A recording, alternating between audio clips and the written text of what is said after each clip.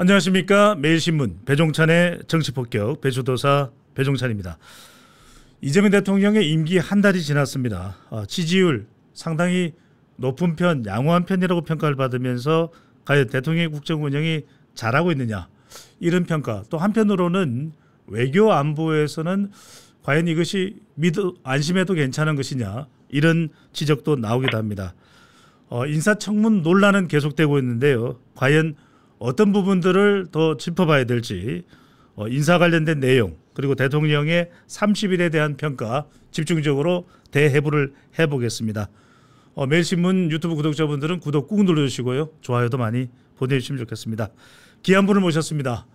이번 김민석 국무총리 인사청문회에서 청문회 스타로 부각된 분이시죠.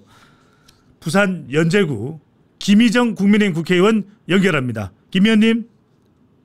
반갑습니다. 네, 지금 저는 연제구에서 인사드립니다. 김희정입니다. 네, 지금 뭐 지역 활동으로도 상당히 바쁘신데 이렇게 주말에 매일신문 인터뷰에 응해 주셔서 너무 감사드리고요. 오늘 특집으로 네. 아주 긴 시간은 전화 통화라서 쉽지 않더라도 최대한 좀 시간을 할애해서 답변을 해주시면 좋겠습니다.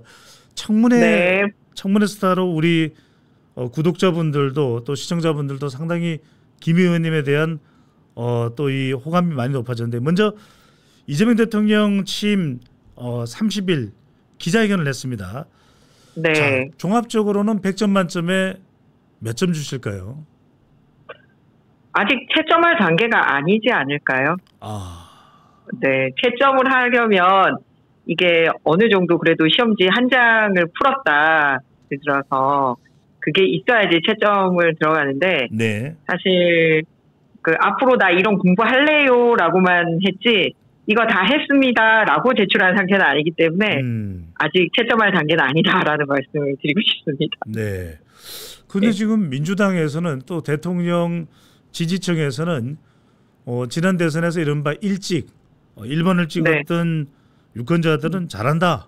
뭐 크게 이제 네. 또 환호의 목소리도 나오기 때문에 제가 이제 여쭤본 것인데, 네. 송원석 국민의힘 비대위원장 겸 원내대표는 자아자찬이다 이렇게 평가를 했거든요. 예, 왜냐하면 누구를 찍었던 이제 대통령이 당선이 되면 일단은 우리나라를 사랑하는 마음으로 자기가 찍지 않은 대통령에 대해서도 우리나라 대통령이니까 잘했으면 하는 응원의 마음을 우리 국민들은 가지고 있는 겁니다. 네. 예, 그렇기 때문에 눈 질끔 감고 그래도 우리 대통령이 됐으면 하는 그런 마음이 있는 거거든요. 네. 그래서 웬만하면은 좀 뭐 초반이니까 하고 넘어가 주려는 마음도 있고 그런 국민들의 마음인 거지, 지금부터 너무 잘했기 때문에 박수치고 있다 이거를 는 아니다라는 말씀부터 드립니다. 그래서 네. 앞서 이제 가장 빠른 자화자찬이었다라고 이제 우리 당 원내한 이유는 뭐냐면, 보통 김대중 대통령, 뭐 노무현 대통령, 이명박, 박근혜, 문재인, 윤석열 대통령 다 이제 곧바로 기자회견을 하시지 않은 이유가 뭐냐면 어느 정도 내가 막 이렇게 평가받을 수 있는 거를 하느라고 좀 해놓고 저 그래도 초반에 요 정도 했으니까 평가해 주시고 나머지 세월에 대한 기대도 해주세요 이거거든요. 그런데 그거 없이 한 달 만에 해버리니까 예, 지금은 그러면은 계속 성과보다는 소위 말만 있는 거죠. 네. 예, 그래서 그런 평가를 하는 것 같습니다. 자화자찬이라고. 네. 의미를 담기보다는 대통령이 30일 이른바 대통령 지지율에도 보탬이 되고 또 국정 운영에 더 주도권을 잡기 위한 전략일 수도 있다 이런 말씀인데, 뭐 더 이상 뭐 점수는 제가 체근하지는 않겠습니다만 김 의원님 또 평가를 듣고 싶어하는 분들도 시청자분들 중에서는 많으셔가지고 A나 B 채점 불가 아니요 채점 불가 채점 불가 채점 불가 예, 아직까지 네. 채점할 상태에 이르지 못함. 알겠습니다. 논문도 그러잖아요. 네. 나중에 우리가 표절 얘기할 때 나옵니다만, 제가 교수님 모시고 김민석 후보 논문 심사 어떻게 되냐라고 물었더니 심사에 아예 못 들어가요라고 얘기를 했었거든요. 네. 예, 그러니까 제출이 돼서 심사를 들어가려면 어느 정도 기준을 통과해야 되는데 그 심사에 들어갈 기준이 안 된다라고 얘기를 했었거든요.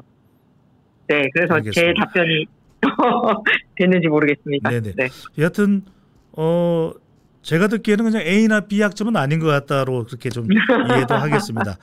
자, 네. 이 김 의원께서 청문회 스타로 이번에 주목을 받았던 바로 그 김민석 국무총리, 이제 국무총리가 됐습니다. 자, 그러면 잠시만요. 저 넘어가기 전에 우리 배추도사님, 그 뭐냐면 제가 그 이재명 대통령 취임 관련돼서 하나 더 말씀드리고 싶은 게 있거든요. 얼마든지 말씀하십시오. 네. 네, 뭐 때문에 그러냐면 보통은 저희는 이제 국회니까 사실은 법이 굉장히 중요하잖아요. 그러면은 보통 대통령들이 취임하면 1호 법안 뭐 낼지 되게 관심 가지거든요. 예, 의원들도 22대 국회에 딱 들어왔다. 그러면은 이제 딱 5월 30일 날 임기 시작하면은 보통 법안 미리 만들어뒀다가 의안실 앞에 의원들이나 보좌진들이 줄 서 있어요. 1호 법안 누가 차지하느냐와 그게 어떤 의미를 담은 법안인지를 하려고. 네. 그러니까 의원은 300명이나 있으니까. 그런데 대통령은 그런 경쟁을 할 필요 없이 자기가 내고 싶은 법안을 내가 대통령 낸 다음에 1호 법안이야. 그러면은 향후에 5년간 이분이 무슨 생각을 가지고 가겠다라는 걸 보여주는 거거든요. 예. 그래서 예를 들어서 이명박 대통령은 우리가 경제 대통령 뭐 이런 것 때문에 기대를 많이 했었잖아요. 그렇죠? 네. 예. 그러다 보니까 국가재정법을 1호 법안으로 냈어요. 예. 그래서 기업 친화적으로 어떻게 실용정부의 재정 효율성을 어떻게 하겠다. 그래서 그 계획을 담은 법안 개정안을 1호 법안으로 했거든요. 그리고 박근혜 대통령 같은 경우는 혹시 뭐 줄푸세라고 그때 기억납니다. 네. 예. 세금은 줄이고 복지는 풀고 뭐 그런 거였거든요. 그래서 그러다 보니 기초연금 법안을 냈어요. 그래서 그때 이제 노인연금이랑 이런 거를 완전히 정착시켰거든요. 네. 복지 공약을 박근혜 정부에는. 그다음에 이제 문재인 정부 같은 경우는 이제 정권이 바뀌다 보니까 나는 앞 정권과 달리 이런 정부 조직을 개편하겠다라고 얘기를 해서 정부 조직 법안을 냈었어요. 예. 그래서 뭐 일자리 중심을 하기 위해서 어떻게 조직 개편한다 이거를 했거든요. 윤석열 대통령도 마찬가지예요. 네. 디지털하고 과학기술 중심하겠다고 해서 두 분은 다 정부 조직 법안을 냈더라고요. 그러니까 정권이 바뀐 거를 보여주려고 어떤 부처에 힘을 주고 어떤 부처에 힘을 빼는지 정부 조직법을 낸 거예요. 두 분 같은 경우는. 네네. 예. 그러면 이제 이재명 대통령이 됐잖아요. 궁금하네요. 1호 법안이 뭡니까? 그죠. 네. 1호 법안이 전 정권 관련된 3대 특검 법안입니다. 네. 그러니까 본인은 기자회견에서 나는 이제 협치를 하겠다. 네. 이제 그런 거를 내놓고서 막상 1호 법안은 뭐 재정과 관련돼 있거나 또는 뭐 복지랑 관련돼 있거나 또는 내가 어떻게 운영하기 위해서 정부 조직을 어떻게 하겠다 이게 아니라 그냥 3대 특검법을 내버렸어요. 계속 하고 싶었던 거 뭐. 그러니까 이 사정 정국으로 가는 거를 국정의 1호 법안으로 냈다. 이런 부분이 국민들이 원하시는 건가요? 그러면 이제 이제 본인이 앞으로 5년 동안 하겠다는 게 이제 그런 거죠. 그러니까 3대 법 내란 특검법, 김건희 특검법, 생태계해병 특검법 요 세 개를 본인의 1호 법안으로 냈습니다. 말은 통합을 이야기했지만 사실 그 내용은 사정이었다. 이런 말씀을 그런 거죠. 거죠. 그래서 그 상징적이잖아요. 그리고 내가 대통령 되자마자 첫 번째로 하고 싶었던 거. 그렇네요. 네. 그게 굉장히 의미가 있어서 제가 역대 대통령님 다 설명을 드렸는데, 그래서 정치 보복이나 정쟁, 사정을 하겠다라는 거를 아주 딱 그걸 상징적으로 보여준 겁니다. 알겠습니다. 오늘 지금 많은 분들이 지금 기대를 하고 있어서 김 의원님께 여쭤보고 싶은 게 많아가지고 다음 일정이 몇 시부터 시작이 되셔야 되나요? 저 원래 아까 우리가 몇 시에 끝나기로 했었죠? 시스템 사정으로 3시 20분에 끝나기로 했죠? 반까지는 가능할까요? 3시 30분까지 하겠습니다. 감사합니다. 너무 감사합니다. 빨리 여쭤보겠습니다. 저 김민석 국무총리 하기까지 김 의원께서 지적을 했습니다만 무자료, 무증인 또 무창고의 상황에서 인준안이 통과되었습니다. 이거 어떻게 보시는지요? 보통 국회의원들이 이렇게 오면 네. 웬만하면 그래도 그동안 몇 번 출마했으니까 검증 받았을 거야. 그렇게 있고 밖에서 오시는 분들에 대해서는 이런 공직 준비가 안 돼 있을 거라고 생각을 했는데 세상에 너무 놀랬잖아요 이번에. 네. 이렇게 좀 너무 준비 없이 한 거 아닌가? 전혀 공직에 나올 준비가 안 돼 있는 거 아닌가? 두 가지 면인데요. 하나는 네. 국회의원을 오랫동안 하셨고 또 쉬는 동안에는 민주연구원장도 하셨고 그다음에 정책위 의장도 하셨고요. 그다음에 국회의원 당선되자마자는 예산결산특별위원하고 보건복지위원장 같은 걸 지내셨어요. 그러면은 이제 예결위를 하면 국가 전체에 대한 이제 살림 규모 당연히 알아야 되고 그 중에서 복지 관련된 돈이 많이 나가기 때문에 이런 국가 채무나 이런 거에 대해서는 알 수밖에 없어요. 정책위 의장을 하시면. 모른다는 게 이상한 거네요. 그렇죠. 그냥 일반 국회의원도 보통 당연히 평소에 뉴스 많이 보는 사람도 알고 있지만 일반 국회의원도 대강 분위기는 아는데 김민석 후보님 같은 경우는 제가 좀 전에 말씀드렸듯이 민주연구원장, 그러니까 민주당의 전체 정책을 관장하는 연구원입니다. 그 연구원장이지 정책위 의장이라고 전체 모든 부처하고 당정 협의를 하는 총괄 우두머리거든요. 그게. 네. 근데 그것도 하시고 그다음에 예산결산위원회 들어가시고 그다음에 보건복지위원장 하셨는데 특히 이번 국회가 저기잖아요. 추경 국회잖아요. 추가 경정 예산 국회였거든요. 네. 그리고 사람들이 제일 걱정하는 게 이번에 이런 식으로 지원금 하면 국가 채무 어떻게 되냐 했는데 세상에 대강도 모르셨잖아요. 네. 그러니까 전혀 관심이 없어요. 심지어는 본인이 대통령으로부터 이제 지명 받고 난 다음에 막 업무 보고 받고 막 하셨잖아요. 부처로부터. 부처로부터 업무 보고 받으면 우리 전체 예산은 얼마고 그래서 사업은 뭐예요? 라는 게 1번 기본이거든요. 예. 근데 그 첫 질문에 대답을 못 하는 거예요. 현재 2025년도 우리나라 예산 얼마입니까? 대강이라도 말씀하세요. 그랬더니 계속 말을 빙빙 돌리고 그래서 그러면 그거는 대답 못 하셔도 좋아요. 그럼 채무는 얼마인지 아세요라고 얘기했어요. 예. 세상에 지금 50% 그거 다 돼가는데 그거를 20-30%라고. 이게 그러니까 아예 상관이 없는 거야. 그래서 이거는 진영 상관없이 지지하는 국민들을 걱정시키기에 한 채 모자람이 없는 것 같아요. 그다음에 두 번째는 아무것도 안 내고 계속 뭐라 그랬어. 나 청문회장 가서 얘기할게요라고 얘기를 했잖아요. 예. 근데 입만 열면 새로운 의혹이 터지는 거예요. 입만 열면. 저는 배추는 우리 배종찬 소장님 트레이드 마크인 줄 알았는데. 김 의원님 배추 수익률 이건 어찌된 이야기인 영문인지 좀 설명해 주신다면요. 시종일관 이제 저희가 스폰 총리 아니냐라고 얘기를 한 게 이유가 뭐냐면 과거에도 사실 크게 두 차례에 걸쳐서 불법 정치 자금을 받은 걸로 해서 상당 기간 이제 출마 자격이 없었어요. 본인이 출마해서 떨어진 게 아니라 아예 피선거권이 박탈이 됐었거든요. 한 번은 대기업으로부터 이제 돈을 받았고요. 예. 한 번은 지인 3명으로부터 약 21차례에 걸쳐서 정말 알차게 돈을 받아서 챙겼더라고요. 그래서 이제 불법 정치자금 수수의 전과가 동종범죄 재범이 있습니다. 그런데 그 사람 이름이 자꾸 등장을 해요. 그 사람 집에 계속 주소를 두고 여전히 그런 벌 받은 이후에도 그 사람한테 이렇게 얹혀서 살고 있거나 또는 그 사람에게 돈을 빌렸다라고 얘기를 하는데 갚은 기록이 없거나 이런 거예요. 강신성. 네. 예, 강신성 씨입니다.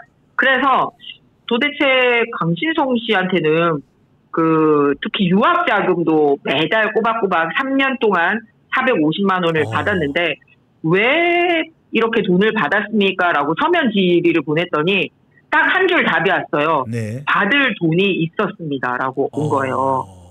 네. 그런데 보통은 이게 정확한 답변이 되려면 받을 돈이 있다 이렇게 하는 게 아니라 언제 어떻게 내가 이 사람에게 돈을 빌려줬거나 또는 있기 때문에 내가 받아야 됩니다라고 증거자료는 내가 이 사람한테 빌려준 증거자료 그래서 매달 받은 게 통장 이렇게 오면서 답을 해야 되거든요. 네네. 근데 밑도 끝도 없이 받을 돈이 있습니다라고 와서 직접 물었죠. 아니 도대체 그 받을 돈이라는 게 뭡니까? 그랬더니 전세 자금을 빼서 몽땅 다 줬다. 네, 그러는 거예요. 그래서 처음에는 이제 바쁘니까 이제 러프하게 지나갔고 두 번째 질문에 그래 그 전세 자금 줬다는 게 도대체 얼마입니까? 그래서 2억을 줬다는 거예요. 네. 그런데 그 배추 투자한다고 해서 줬다는 거예요. 네, 그런데 배추 농사가 1년 내내 되는 거 아니라는 거 배추 도사님은 아시죠? 알죠. 네. 네, 네. 배추 농사는 한철 농사거든요. 네, 3개월 하거나 아주 잘 되는 데는 2번 수확하는 겁니다. 예. 그러니까 돈을 만들 수 있는 게 1년에 한 번이거나 1년에 2번이에요. 예, 농업지원센터에 물었더니 300평 해야지 석 달 꼬박 해야 370만 원 받는다고 했는데 세상에 3년 내내 꼬박꼬박 450을 받은 거예요. 그래서 제가 그럼 원금도 돌려받았냐? 그랬더니 그것도 돌려받았다는 거예요. 근데 그거는 재산신고 어디에도 나와 있었던 적이 없거든요. 네. 2억 돌려받았다라는 거를. 그러니까 우리가 알기에 김민석 후보는 번 돈은 5억이고 쓴 돈은 13억이라서 빈 구석이 8억이 있다. 근데 그 중에 2억은 그 아들 유학 자금이라 전처가 됐다 치고 그래도 6억이 빈다라고 얘기했는데 지금 추가로 2억이 또 수상한 게 또 나온 거예요. 네. 그래서 그럼 증거 자료를 강신성 씨한테 돈 빌려준 거나 전세 자금 간 거, 이거 달라고 그랬더니, 그거는 제출할 수 있는 자료의 종류가 아니다. 그 다음에 전처가 했다. 네. 다 말로 때워요. 근데 말로 때워도 해명이 되는 게 아니라 더 이상해지는 거잖아요. 김 의원님, 근데 나경원 의원이 이른바 배추 총리, 장농 총리 하면서 시위하는 그 노텐도를 김민석 국무총리 후보자 아직 인준되기 전에 가서는 자료를 다 줬는데 국민의힘 위원들이 도망갔다, 안 봤다 이 이야기를 또 합니다. 그러니까 거짓말하는 걸 우리가 눈으로 보고 있다는 거죠. 그러면은 국민의힘이 도망가서 안 받았으면 그럼 민주당 의원들한테는 줬나요?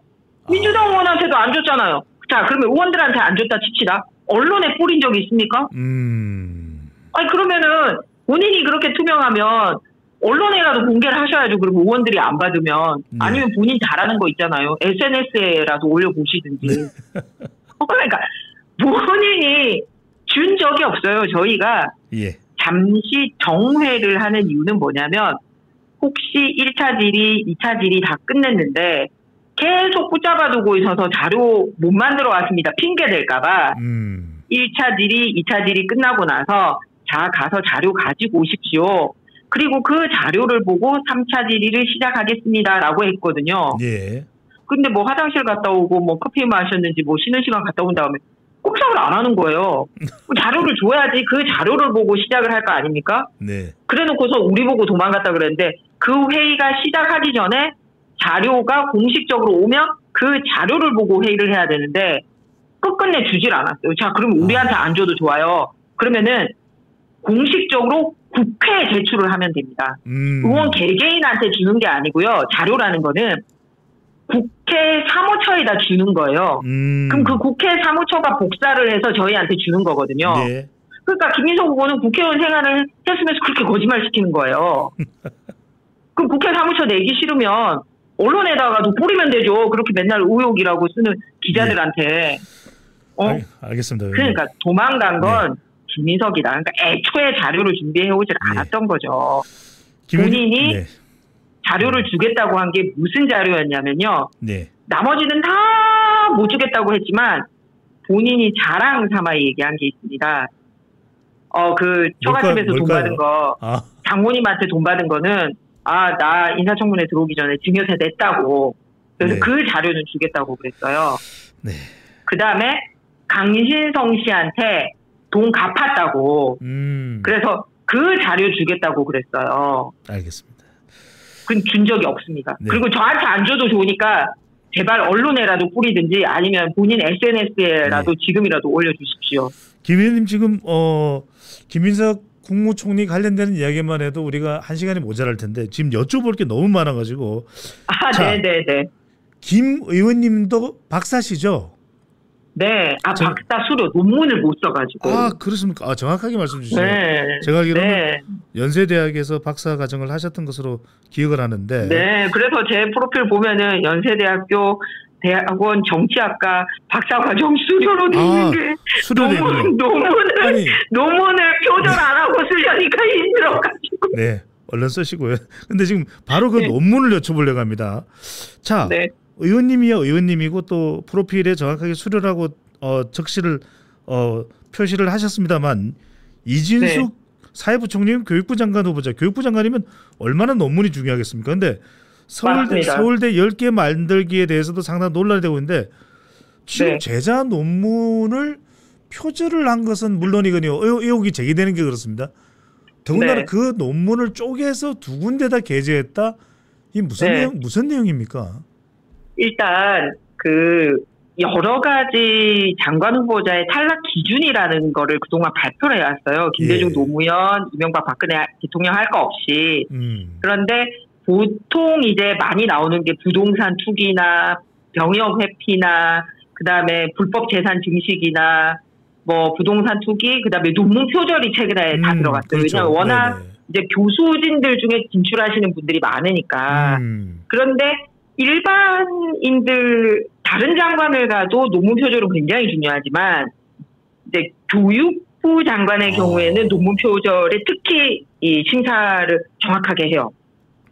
왜냐하면 그거를 관장해야 되니까. 그러니까요. 예. 그런데 뭐냐면 첫 번째는 제자들 성과를 가로챈 의혹이에요. 지금. 예. 네. 뭐냐면은 이제 사실 본인이 논문 지도를 했는데 제자가 이렇게 석사 논문으로 발표를 했잖아요. 예. 그러면은 그거를 다른 학회나 본인 이름으로 발표를 할 때는 어떻게 해야 되냐면 제1 저자로는 그 제자들 이름을 써야 돼요. 아하. 예. 그리고 자기가 이제 사실은 교신 저자로 써야 돼요. 교신 저자. 그건 아마 총장 출신이라서 저보다 훨씬 잘하실 거예요. 그리고 각 주에는 본 연구는 누구누구 이제 그 제자 이름의 학위 논문을 요약 수정한 것입니다라고 쓰면 돼요. 예, 그런 기준들이 정해져 있습니다. 네. 그러니까 그 저자 이름 쓰는 것도 그렇고 각주 다는 방식도 그렇고. 그런데 그렇게 하지 않고 자기가 가르친 학생들 있잖아요. 제목, 내용, 결론 여기에 자기를 저자로 이름 올려요.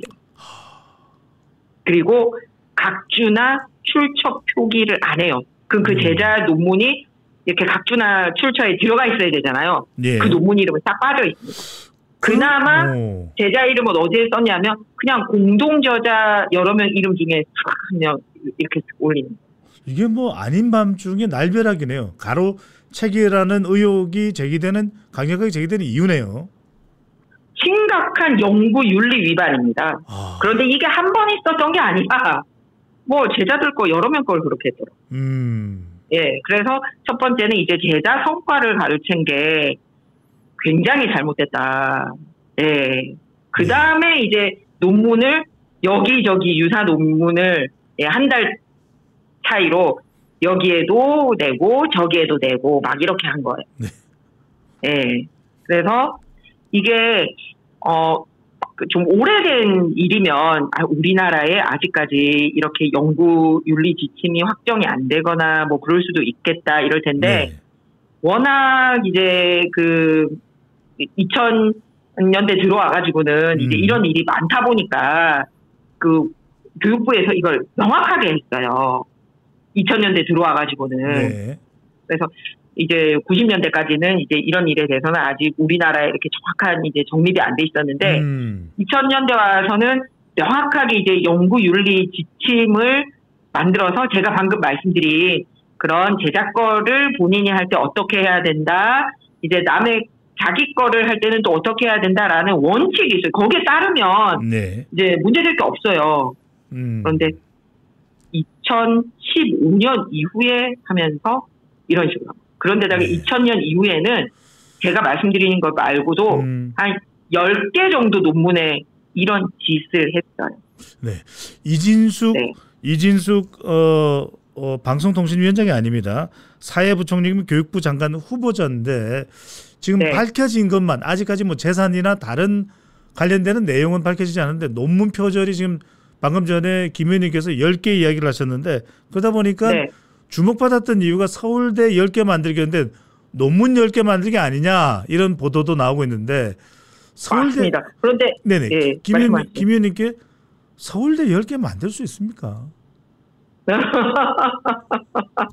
아, 이제 모두 다 훌륭한 대학교를 뭐 만드는 거 좋은 거죠. 다 서울대 수준으로 10개 만들겠다라면 좋은 건데 그게 아니라 지금대로 하면 하향평준화 시키겠다라는 얘기여가지고 이제 걱정이 되는 거죠. 앞서 제가 잠시만 그러면 다시 돌아와서 그 교육부 총리 낙마한 사례를 말씀드릴게요. 실제로 제가 과도하게 이번에만 뭐 우리가 이렇게 하는 거 아니냐 그게 아니고요. 2006년도에 노무현 그 대통령 당시에 우리가 김병준 그분 유명하시잖아요. 기억납니다. 예. 그런데 논문 표절 의혹 제기돼서 13일 만에 물러났어요. 노무현 대통령. 그 다음에 2014년에 박근혜 대통령 때도 김명수 교육부 장관 후보자가 딱 요건입니다. 제자가 쓴 석사학위 논문 요약해 학술지 발표한 거 한 건이 있었는데 그 대통령이 그때는 지명 철회를 했어요. 예, 그래서 요런 노무현 대통령 때나 박근혜 대통령 때도 요런 사례가 있었습니다. 예. 근데 그때보다 상황이 훨씬 더 여러 건 있고 심각한 상황이 이제 발생을 했죠. 왜냐하면 요런 일이 제가 앞서 노무현 대통령 때나 박근혜 대통령 때 이런 일이 있으면서 학계에 더 연구 논리 관련돼서 어떻게 하자라는 이런 그 합의가 있었거든요. 그런데 이 지금 이진숙 후보가 이런 일 있고 난 다음에도 안 고치고 제자 거 가로채고 이렇게 했더라고요. 네. 네.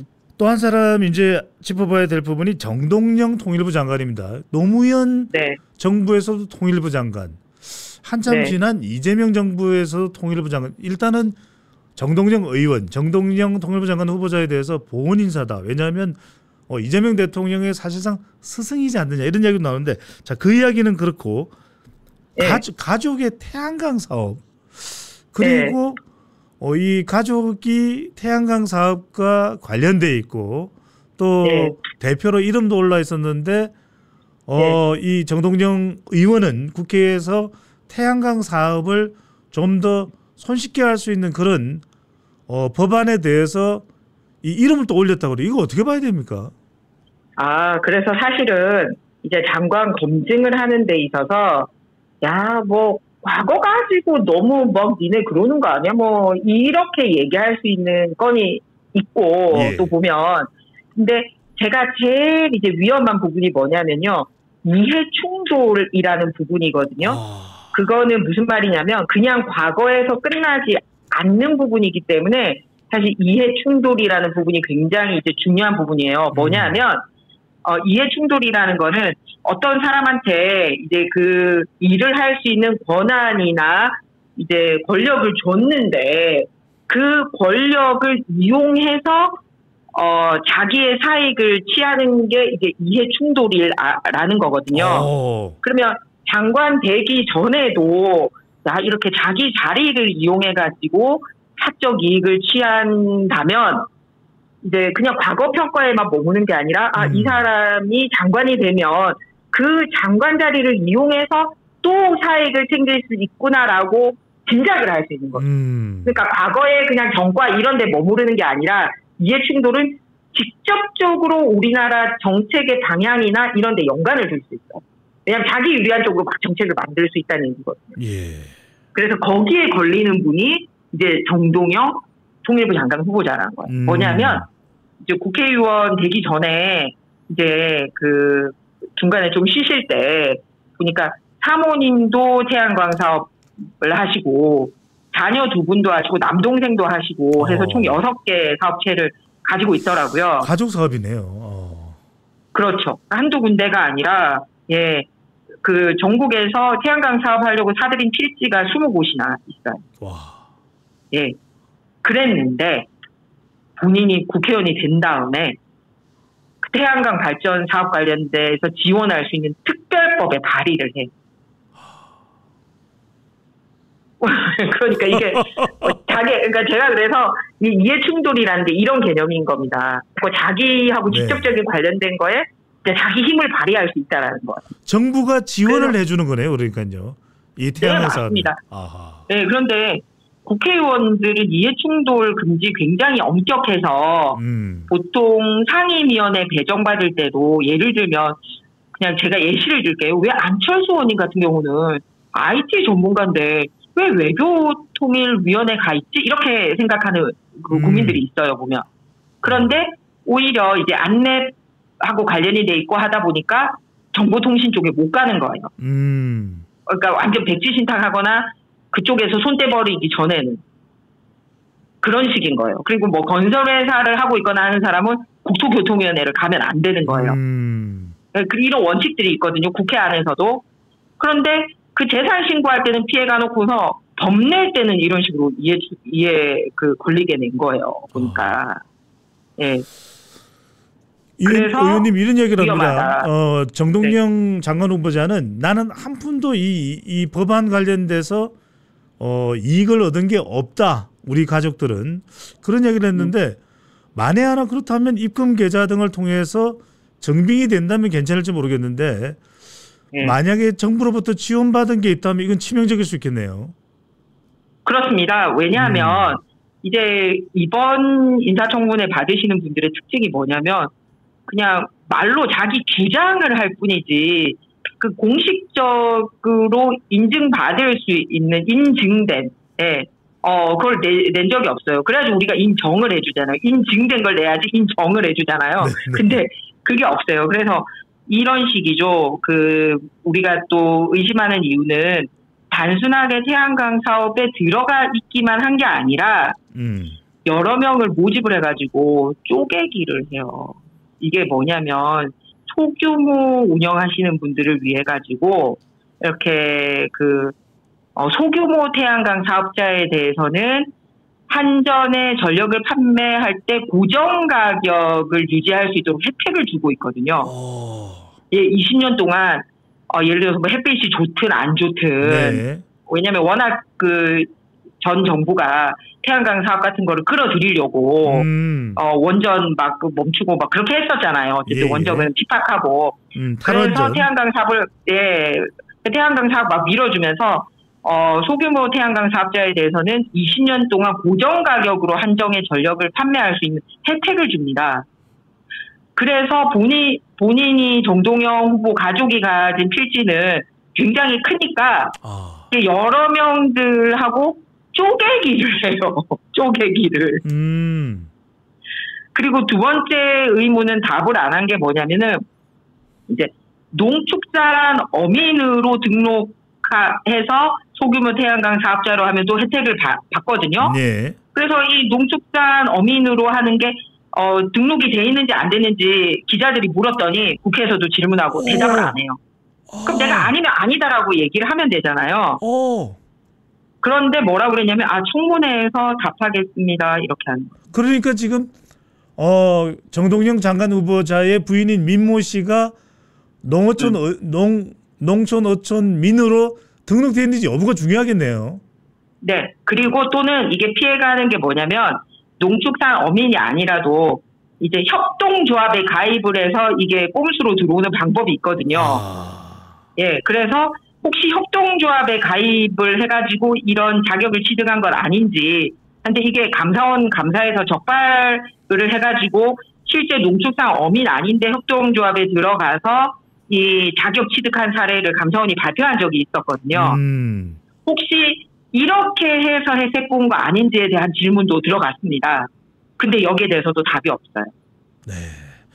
그래서 단순하게 태양광 사업 한 것도 있지만 법을 낸 것도 있고, 그 다음에 쪼개기 해서 소규모 태양광 사업자로 등록한 거, 그 다음에 혹시 협동조합에 들어가서 농축산 어민이 누려야 될 이득을 누렸는지 이런 부분에 대해서는 아직 공식 자료로 답을 안 하고 있습니다. 답이 없다. 이런 경우를 네 글자로 묵묵부답이라고 하는데 자, 의원님 오늘 너무 좋은 분석을 해주셔가지고 계속 좀 여쭤봐야 될 것 같습니다. 자, 요거는 제가 한목에 여쭤볼게요. 자, 배경훈 기업인 출신 지금 장관 후보자들에 대해서도 상당히 의혹이 제기되는데 어떤 점에 주목하시는지. 배경훈 장관, 김정관 장관, 한성숙 장관은 뭘 좀 들여다봐야 될까요? 이분들 같은 경우는 이제 어떻게 해야 되냐면 본인이 보통 이제 공직자로 가려면은 이제 기업 신분을 사퇴를 하고 인사청문회를 받아야 되잖아요. 그렇죠. 예. 그런데 다들 저기 그 사퇴 안 하고 거기를 하겠대요. 배경훈 장관 인사청문회에서 뭐 지명 철회가 될 수도 있다 이렇게 생각들 하시는 건가요? 그래 두 분이 다 그런데요. 이제 배경훈 과학기술정보통신부 장관 후보도 그렇고요. 이제 김정관 산업자원부 장관도 그렇거든요. 둘 다 이제 그 기업에서 오시는 분이에요. 김정관 후보자 같은 경우는 이제 두산 에너빌리티 사장이시고 배경훈 후보자는 LG. 이제 LG AI 연구원 원장이시잖아요. 그러면 보통은 지명 전에도 퇴사를 해요. 왜냐하면 검증 단계를 거치기 때문에. 그래가지고 이제 보통 대통령실에서 이제 검증 들어가면서 이제 검증이 통과되면 이제 검증이 통과되셨기 때문에 이제 언론이랑 국회에다 공식적으로 이제 본인들이 이름 발표할 겁니다. 그러니까 이제 그 보통 자기 이제 자리 정리하시고 준비하세요라고 얘기하면 보통은 이제 공식 지명 발표 나기 전에 퇴사를 해요. 그 퇴사한 상태로 이제 그 인사청문 받자고 보고서가 오거든요. 근데 그걸 안 했어요. 그러면 이제 인사청문 보고서가 오고 인사청문회 날짜가 잡히니까 그래도 퇴사할 줄 알았거든요. 그런데 퇴사를 안 하는 거예요. 그러면서 정부의 온갖 자료를 다 받아보고 있는 거예요. 후보자가 되면 이제 그 해당 부처의 업무 공부를 해야 되기 때문에 인사청문회를 하기 전에 그 업무 보고를 받습니다. 그러니까 일반 기업인일 때보다는 더 오픈된 그 정보 자료를 받는 거예요. 그래서 퇴사하고 오게 하는 거거든요. 정부의 경우는. 근데 그런데 지금 그 업무 보고 중요한 특정 기업에 소속돼 있는 사람으로서 받아서는 안 되는 정보까지도 공유될 수도 있는데. 그렇죠. 과기정통부나 산자부 같은 경우는 이제 직접적으로 기업하고 연계돼 있단 말이에요. 그런데 이제 배경훈 과학기술정보통신부 장관도 장관 취임이 확정되면 신변 정리할 것입니다. 라고 얘기를 했고요.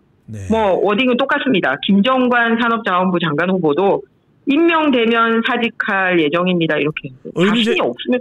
이제 궁금해서 그런데 지금 워낙 국회의원 지금 장관 후보자 지금 겸직 가능성도 높다 보니까 심지어는 국세청장도 현역 의원입니다. 그래서 아니 뭐가 문제냐? 우리도 그냥 기업인 하면서 장관도 할래 뭐 이렇게 되는 건 아닙니까? 지금 현재 우리나라의 대통령제인데 이제 의원 내각제 요소를 들어온 부분이 뭐냐면 국회의원이 국무위원을 겸직할 수 있도록 한 부분이 이제 의원 내각제 요소를 가지고 있는 부분입니다. 그래서 전체를 다 그렇게 해버리면 완전 의원 내각제인 거고요. 일부 자리에 대해서 그렇게 해두는 거는 여야 협치를 잘 하라는 뜻으로 그거를 만들었거든요. 그럼에도 불구하고 사실 이번에 국세청장 온 거는 문제가 되긴 합니다. 왜냐하면 이게 일반 부처와 달리 검찰, 국정원, 경찰, 국세청은 이제 4대 사정기관으로 평가를 받고 있기 때문에 여기를 겸임했던 사례는 없습니다.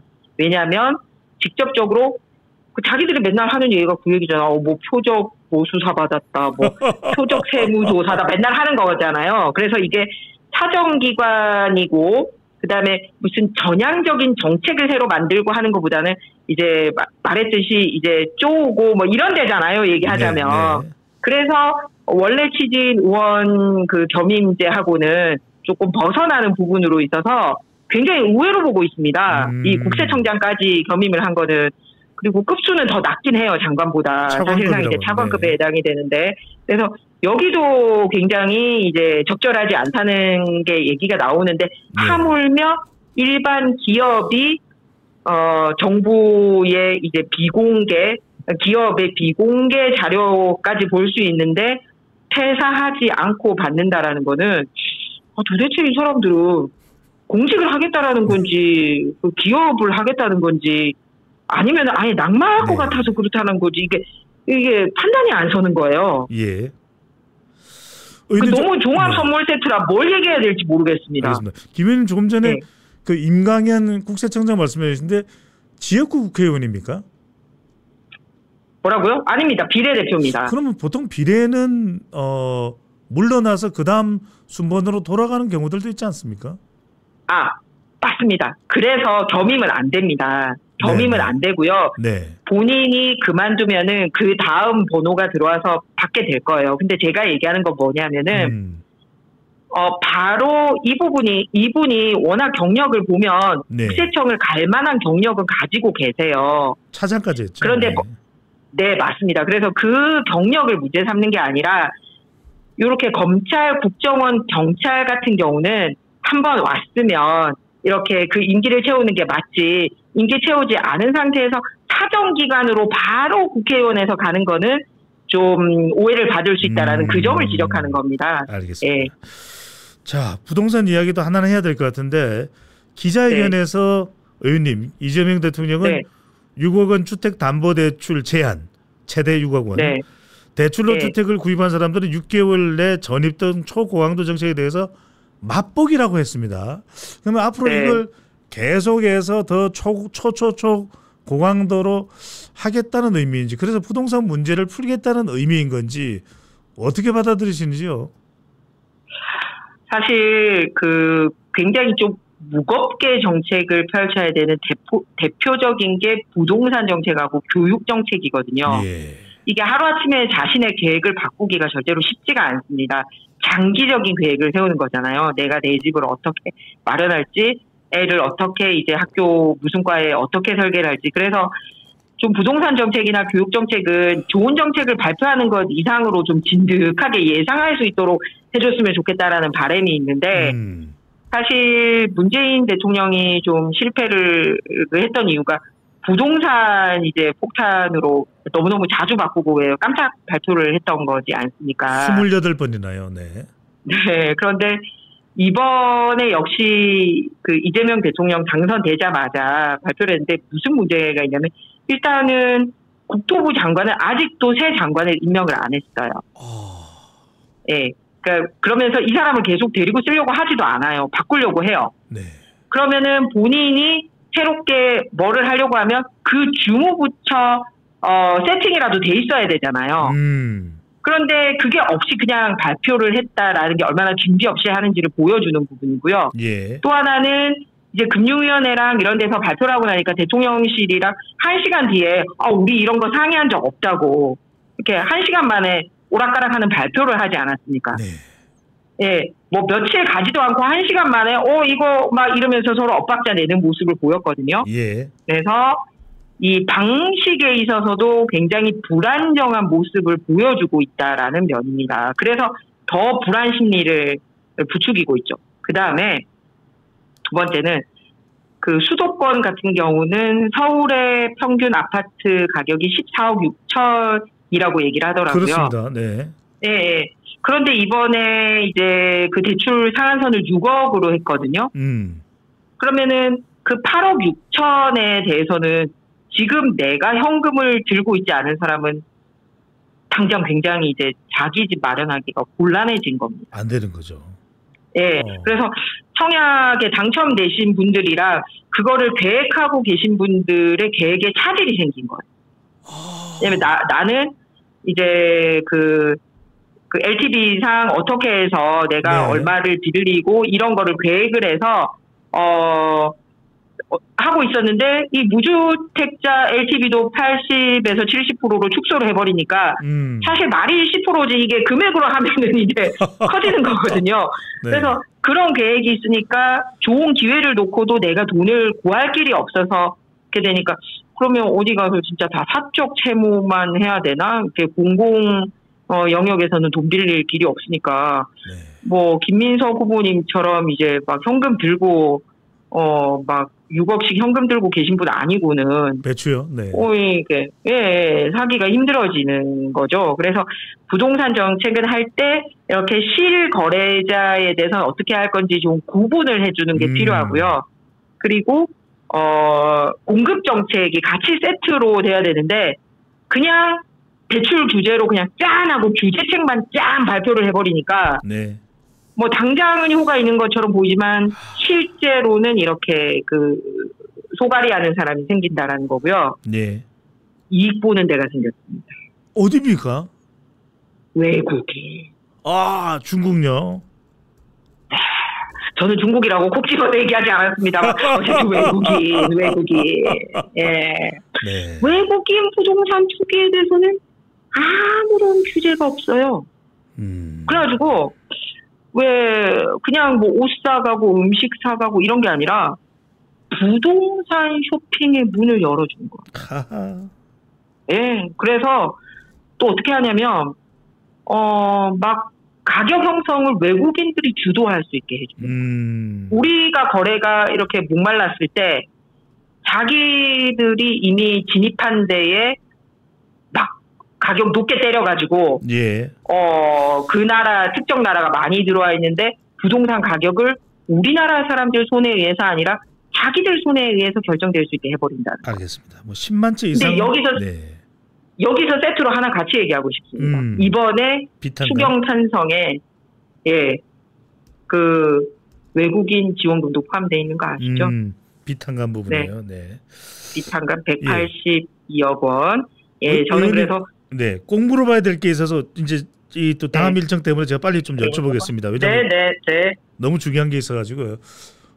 뭐가 중요할까요? 참고로 짧게 말씀드리고 이 질문 드리겠습니다. 시청자분들께 조금 참고로 김희정 의원께서 청와대 대변인 또 여성가족부 장관을 역임하셨기 때문에 관련되는 인사청문 그리고 청와대 대변인의 이런 소통 혼선 부분에 대해서 정확히 알고 계신다는 거 다시 한번 말씀드리고, 자, 외교 부분인데 자, 루비오 국무장관이 물론 네타냐후 총리와 이 트럼프 대통령의 회담 때문에 방한이 시작됐다고 이야기는 했습니다만 지금 한미 정상회담 일정도 안 잡히고 있거든요. 이거 한미 관계 괜찮은 겁니까?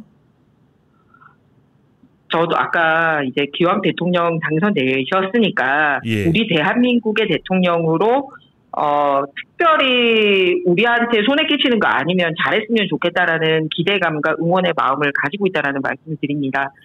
특히 지금 그 트럼프라는 막강하게 막 미국의 이익만 챙기는 미국 대통령이 나와가지고 굉장히 걱정을 하고 있는데 사실은 한미 정상이 전화 통화를 하는데도 이례적이었었거든요. 즉각 통화가 안 이루어졌었거든요. 평상시에는 당선되면 바로 통화가 이루어지는데 그러지 못해서 그때부터 사실 그 불안한 사인이 1번 사인이 있었습니다. 그런데 두 번째 불안한 사인을 보여준 게 뭐냐면 지난달에 이제 당선되자마자 캐나다 G7 정상회의에 바로 갔던 이유가 사실은 이제 한미 정상회담 하고 싶어서 간 거였거든요. 근데 그때 이제 중동의 전쟁 상황을 이유를 들어서 가버렸단 말이에요. 만나기로 한 약속을 뒤로 하고, 물론 그때 중동 상황이 예사롭지 않았습니다만 언론 발표되기 전에 우리한테 먼저 양해가 온 게 아니라 언론 발표되고 난 다음에 우리한테 양해가 온 것으로 알려지고 있어요.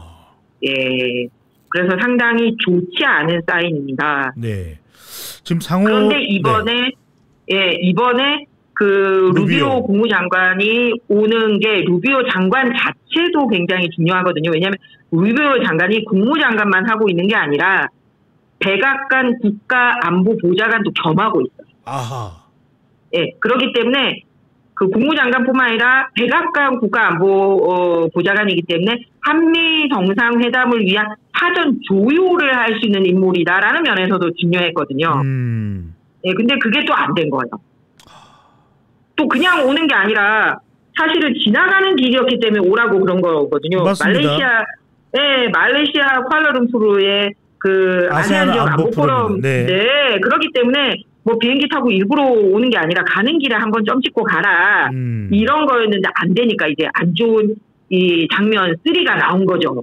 그러니까요. 그러면은 한국의 중요성을 인정한다면 올 때 그러니까 아세안 안보 포럼 가는 길에는 못 가면 마치고 포럼을 마치고 미국으로 돌아가는 길에라도 한번 들렀다고 할 수 있는데 그 이야기도 없습니다. 자, 그다음에 또 중요한 질문. 하나 더 있어요. 안 좋은 사인 하나 더 있어요. 네, 어떤 겁니까? 부담감 부추기는 거라서 너무 죄송합니다만 그 포쿼드라는 회가 이제 뭐냐면 아시아 태평양 지역에 미국, 일본, 호주, 인도 외교장관들끼리 만났어요. 쿼드 압니다. 네. 그 북핵 규탄하는 회의였었거든요. 그 북핵 규탄하면 어느 나라가 꼭 껴야 됩니까? 한국이죠. 우리나라가 껴야죠. 그런데 미국, 일본, 호주, 인도 만나면서 우리 빼고 북한 그 관련된 성명서 냈어요. 그러니까 이재명 대통령 들어온 다음에 이렇게 한 4번 정도 안 좋은 장면이 나오니까 조금 더 외교 안보 라인에서 미국 쪽에 우리는 한미 동맹을 더 중요하게 생각하고 있다라는 신뢰를 빨리 더 심어줘야 되지 않느냐. 우리 국익을 생각해서 그런 생각입니다. 김 의원님, 중국이 9월 3일 중국 전성절에 이재명 대통령을 초청했다는 소식이 들리는데 가야 됩니까? 말아야 됩니까? 이 방송 들으신 분들 어떻게 생각하세요? 미국이랑 이런 상황인데 이제 미국 전승절에 먼저 가면 그 신뢰를 더 할까요? 네. 그래서 국익을 생각한다면 답이 이미 나와 있는 것 같습니다. 왜냐하면 외교 방향성도 명확하게 해야 되고요. 우리가 한미 동맹이 우선이다. 그렇기 때문에 순서와 타이밍으로 그거를 정확하게 보여줘야죠. 그 순서와 타이밍이 뭔지는 답을 전문가들이 알지 않겠습니까? 국민들도 아는데. 마지막 질문 하나 여쭤보겠습니다. 이재명 대통령 기자회견에서 공소청, 중수청, 국가수사위원회로 출범시키는 이 검찰개혁을 추석 무렵까지는 얼개를 만들겠다고 이야기를 했습니다. 일각에서는 지금 민주당에서는 법안을 통과시킨다는 의미일 수 있다라고 이야기가 나오는데 지금 각종 보도를 보면은 이게 위헌 소지도 상당히 많다. 그리고 기소와 또 수사를 분리하는 것 자체가 검찰이 그동안 경제사범 수사라든지 그 노하우를 다 사장시키는 것이다. 국민들의 여론의 공감대도 충분히 만들어지지 않았다. 김 의원님 어떻게 보시는지요? 일단 왜 위헌 소지가 있냐면요. 검찰청장 임명에 대해서는 헌법에 적시가 되어 있습니다. 그렇기 때문에 검찰이란 단어를 없애거나 할 수가 없어요. 그 헌법을 개헌하기 전에는.